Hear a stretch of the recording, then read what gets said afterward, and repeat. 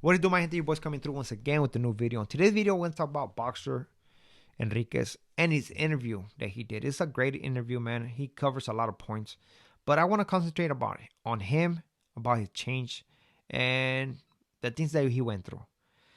The reason why is because when I heard him talk, man, I saw genuine in him. And it tells you that a man can change. Not everybody, but a man can change.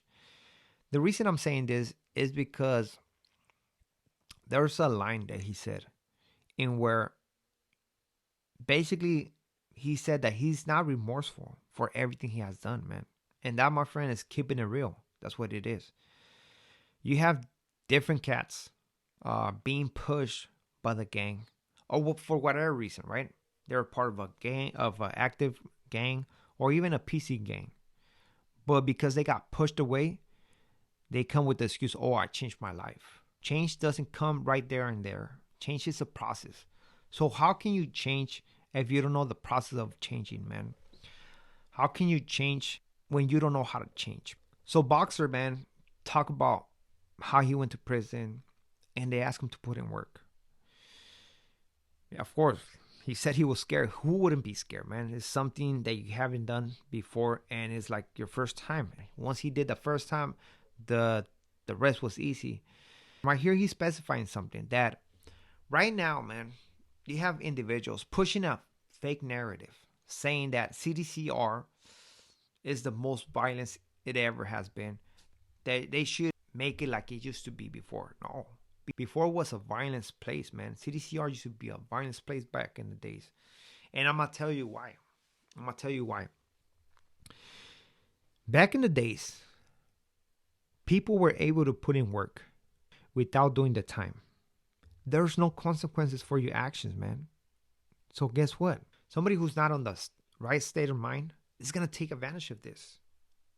There's no consequences. So you can do whatever you need to do in order to advance to where you want to get. Tell me, who wouldn't do the action, man, to take you where you want to get if there's no consequences for this? You can do stabbings after stabbings. And Boxer said, man, you used to drop them, leave the body right there, leave the weapon right there. They get the body, throw the weapon in the trash, resume program. Nowadays, you can't do that. Nowadays, they do a lockdown. Nowadays, they'll find the aggressor, and the aggressor is going to do time for it. It's a whole different ballgame nowadays. So, trust me, nobody wants to go to back how it used to be. Now, Boxer did what he did. He became somebody with status and was part of that group, right? But something changed. Politics, whatever it was. And he had to do the life-changing decision, which was doing the transition, rolling it up, debriefing. That's another point I want to talk about right here. The whole debriefing process. Because before 2016, if you were validated, you had to go through a debriefing process, man. They used to take 2 years. It specified that. And in this debriefing process, for those who were validated, you have to say everything. Everything. And there's going to be people right there who are going to be who are going to do fact checks on that, on whatever you're speaking on. So for those who were validated at one point in their lives, man, Boxer said it right there. You're going to do 2 years and you're going to spill all the beans. There's no such thing as, oh, I just lied about this. No. You're going to say everything. And that's how it was. You know, so for those guys who were validated before 2015, man, they had to go through this process, man. That's why people were going through the hunger strikes, because that's inhumane, you know? They just give you points, get you validated, and lock you up for the rest of your life doing shoot time, which it could be difficult if somebody who don't know how to handle this stuff. Like I always tell you guys, man, the way that I did my shoot time, it was basically by getting a routine. Once you get a routine, the day will flow easy, man. Which is still not easy, man, but you can handle it. Once Boxer was through his validation process, right? He's saying that he had a lot of favoritism from the cops. Why? Because of who he was, and he took that in, man. He said that he felt selfish. He took advantage of that. And again, it shows you right there that just because you decide to call it quits, it doesn't mean that you change your life. It's not that, man. Change is a long process, man. And once you identify your issues and resolve them, that's when change comes.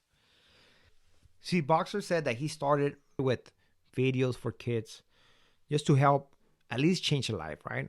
Before he actually got into the into helping the law enforcement with to help the law enforcement to fight the Mexican mafia. And as he was doing all his stuff, man, I believe that's when change came. See, Boxer, he had it good in prison. He talked about that. He used to go to the program office, get this phone call, talk to a squad, ISU, IGI, however you want to call it. And this guy had a lot of benefits in prison, man. For what I know, he had a laptop in his cell. Nobody's allowed to have a laptop except Boxer. Boxer had a laptop in Ironwood.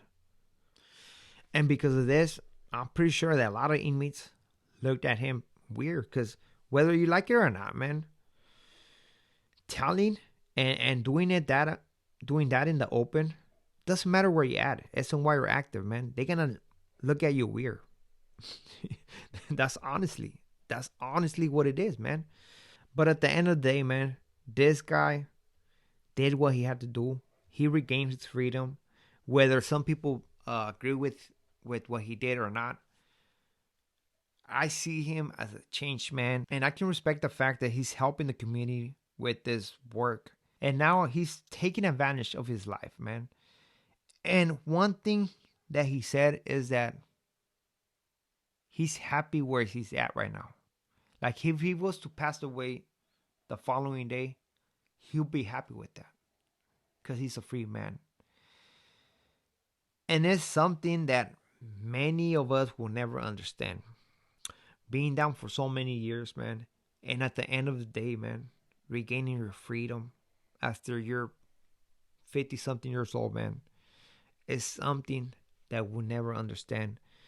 And only he can speak on it.